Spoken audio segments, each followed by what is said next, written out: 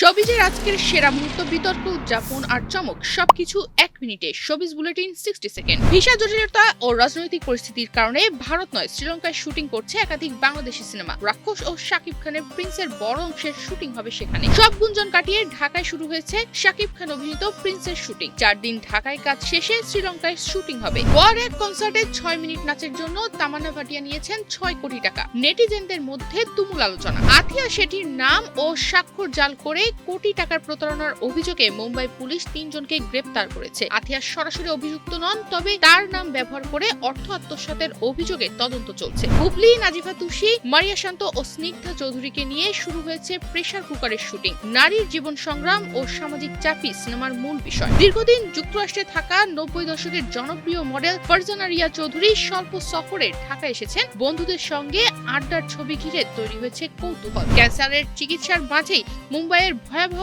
বায়ু দূষণে শ্বাসকষ্টে ভুগছেন অভিনেত্রী হিনা খান। নিজেই সামাজিক মাধ্যমে শারীরিক অবস্থার কথা জানিয়েছেন।